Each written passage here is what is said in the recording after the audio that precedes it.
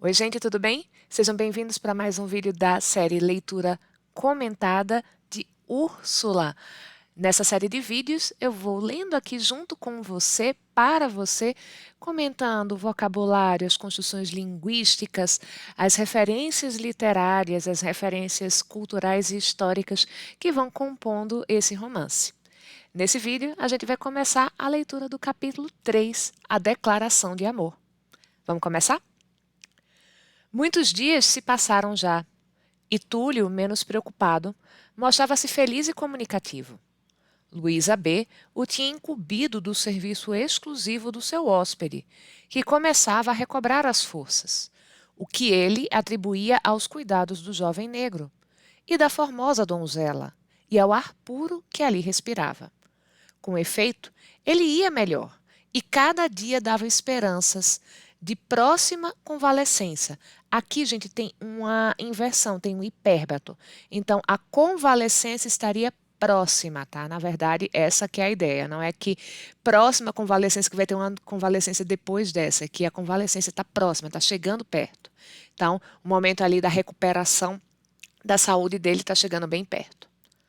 Aprazia-se, ou seja, ele sentia prazer, com essa notícia a boa senhora Luísa B., mas a encantadora Úrsula, melancólica e mais bela que nunca, sentia um indefinível pesar ao lembrar-se que em breve volveria para o seu antigo exulamento. Exulamento, gente, é exílio, solidão.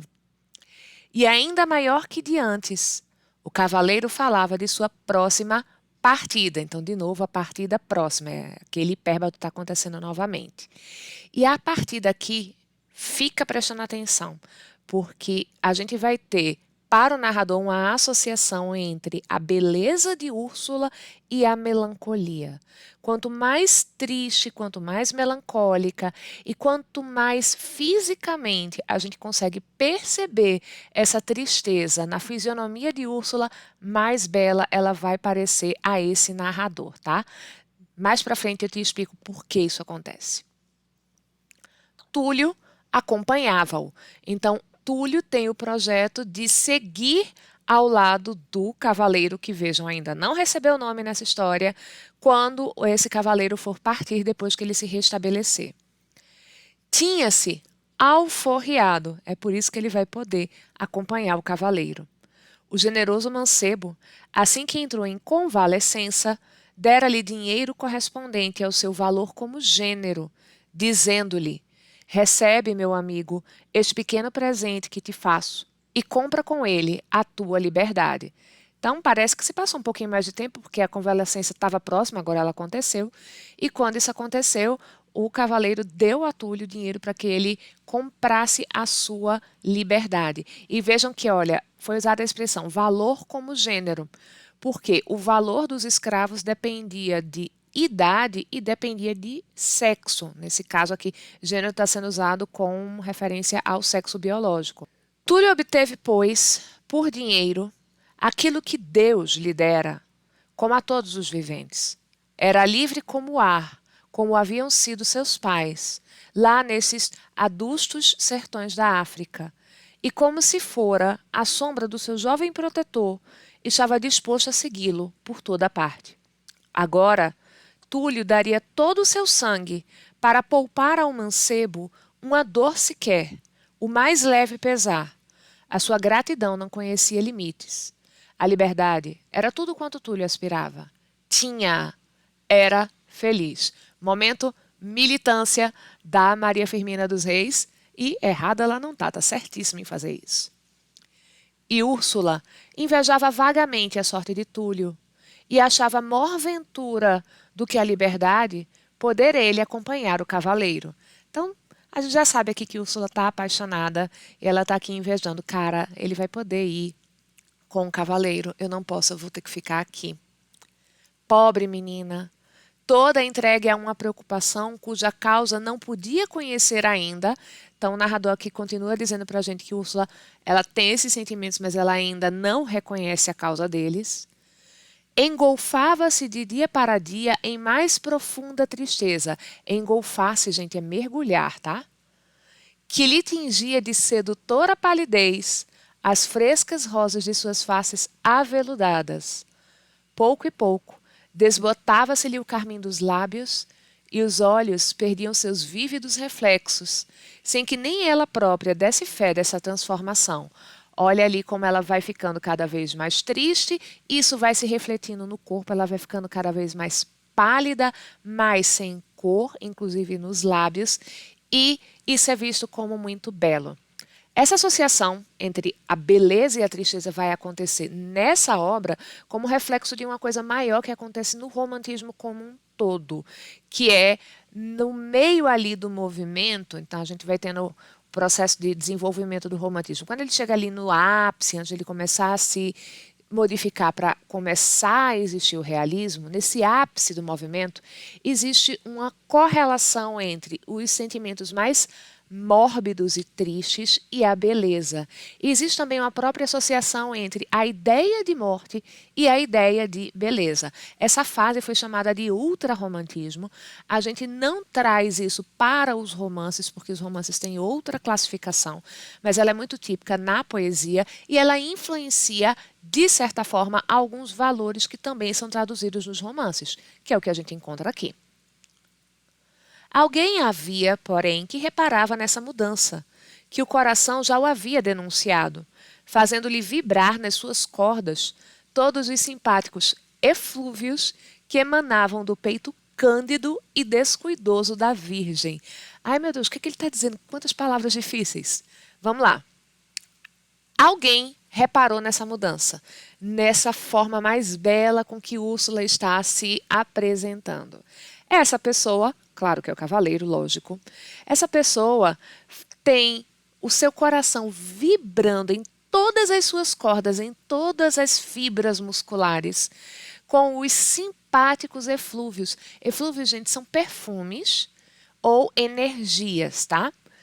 Que emanavam do peito cândido. O peito cândido é excessivamente branco, cândido pode ser excessivamente branco, ou pode ser o branco com uma ideia de pureza. Então, o peito excessivamente puro, né? E descuidoso da Virgem. Então, o cavaleiro, ele sente o perfume de Úrsula, ou as energias que lhe vibram do peito. E ele é completamente sensível a elas. Por quê? Porque ele está apaixonado também. Esse alguém amava a palidez de Úrsula. Esse alguém adorava-lhe a suave melancolia, o doce langor de seus olhos negros. Os olhos dela estão abatidos, eles estão lânguidos, sem energia, e ele ama essa aparência dela. Mas ela nem sequer descobrira tal, não sabendo explicar na sua inocência o que sentia. Ou seja, estamos naquela velha situação de um ama outro, outro ama um, mas ninguém conversa, então ninguém sabe que é correspondido. À proporção que se adiantavam as melhoras do seu hóspede, Úrsula, com precaução, ocultava-se às suas vistas, limitando-se unicamente a informar-se com Túlio da sua saúde e empregando as horas de seu mortal enfado no generoso desempenho de sua filial solicitude. Então, à medida que o rapaz foi se recuperando, Úrsula vai se tornando mais recatada.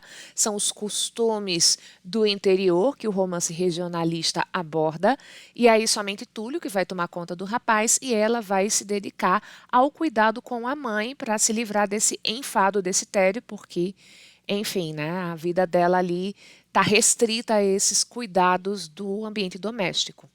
Dias inteiros estava à cabeceira do leito de sua mãe, procurando com ternura roubar à pobre senhora os momentos de angustiada aflição. Mas tudo em vão, porque seu mal progredia, e a morte se lhe aproximava a passo lento e impassível, porém firme e invariável.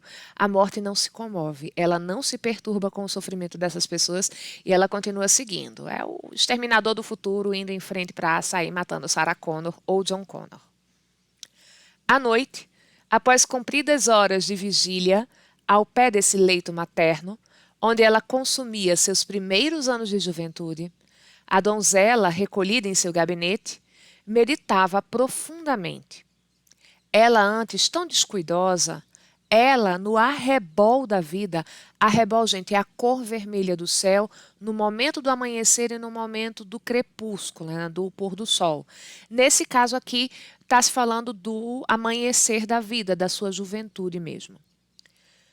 Ela, no arrebol da vida, no primeiro despontar da existência, tão bela, tão pura, tão ingênua e tão louçã, tão graciosa. Por que sentia esse desejo irresistível de engolfar-se em tristes pensamentos que davam-lhe a um tempo prazer e pena? Onde a levava o ardor da mente? Úrsula, interrogada, mal saberia dizer. Então, Úrsula tem esses devaneios, essa imaginação romântica muito fértil, e ela termina fugindo da realidade e entrando em si mesma, entrando nesses pensamentos que voam, né, que devaneiam. E as noites tornavam-se para ela longas e fatigantes, porque o sono não lhe abreviava as horas do cismar acerbo, o cismar amargo, nem lhe reparava as forças, e por isso a aparição da aurora era-lhe quase uma felicidade. Úrsula está o tempo todo atormentada, e esses tormentos vêm principalmente à noite, quando ela está sozinha. Isso é um clichê, é um estereótipo, é uma imagem típica do tal do ultrarromantismo que eu mencionei para vocês.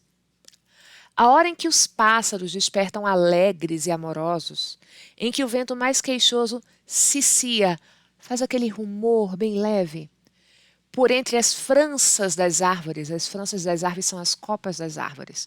Então, de novo, aqui a gente vai ter aquele momento, olha a natureza como está, para falar desse espelhamento com os sentimentos da Úrsula.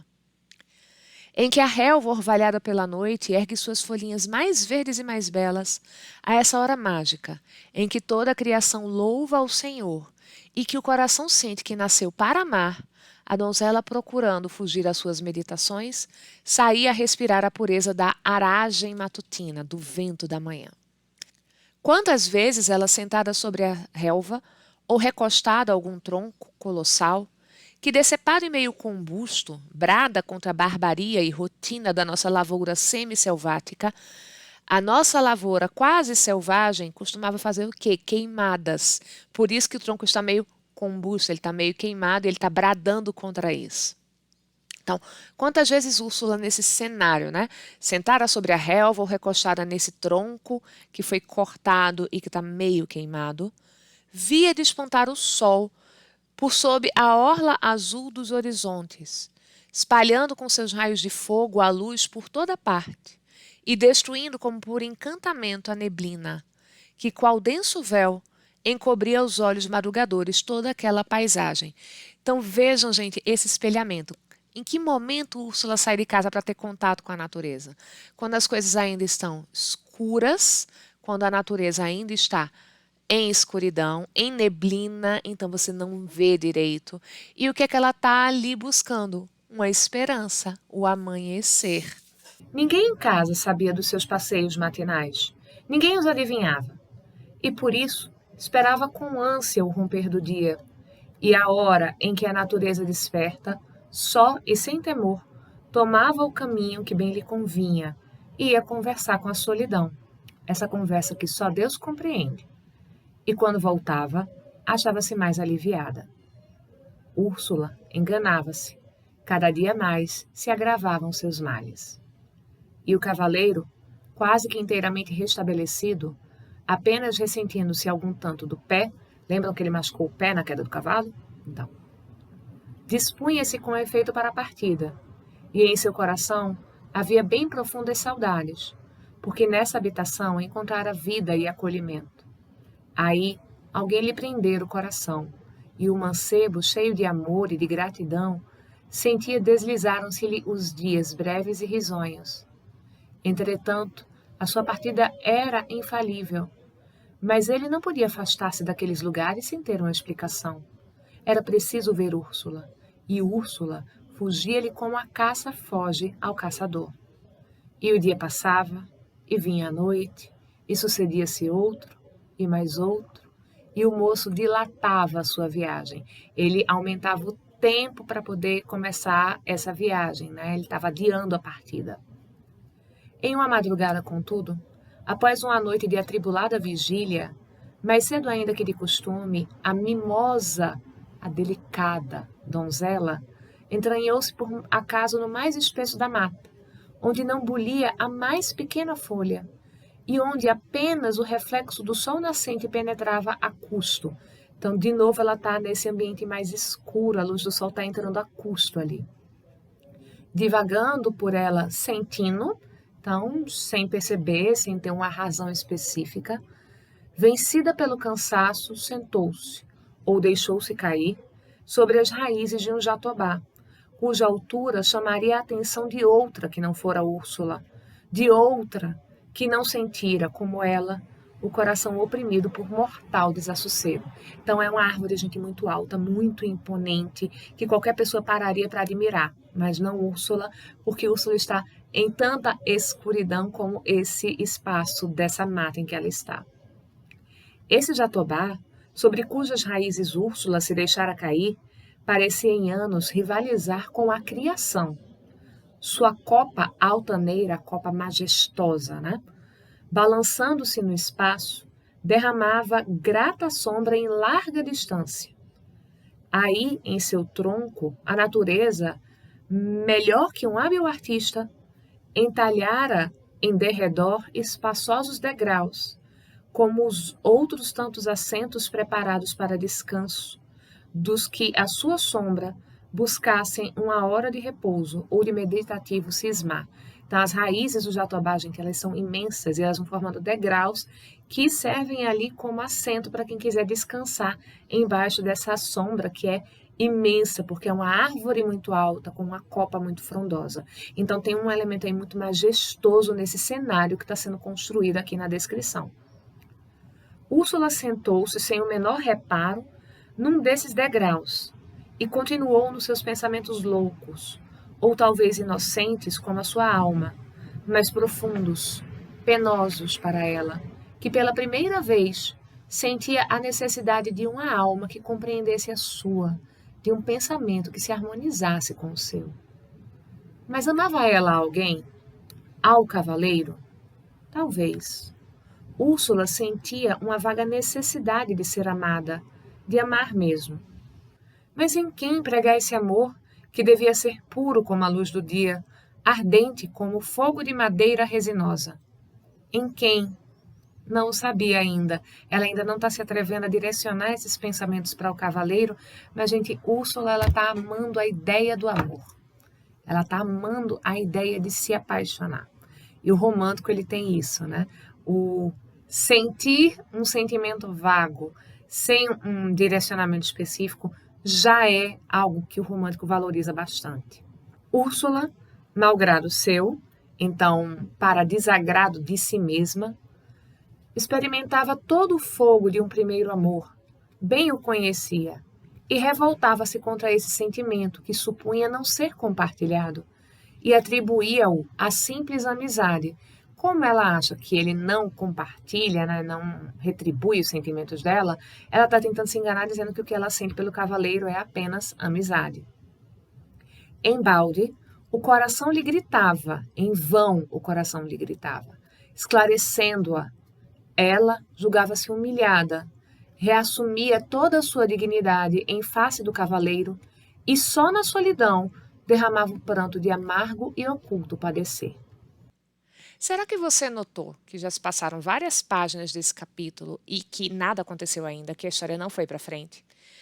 Há um costume entre os românticos, e isso é bem acentuado nesse livro, em você fazer um preâmbulo no capítulo para situar como o personagem emocionalmente está, como é que está a sua subjetividade, antes de se dar progressão para a história. É isso que a Maria Firmina dos Reis está fazendo aqui. Ela situou a gente no momento emocional de Úrsula e agora é que a coisa vai começar a andar. Mas essa coisa só vai começar a andar na nossa leitura comentada no próximo vídeo. Eu espero você lá. Um beijo, boa leitura, até a próxima!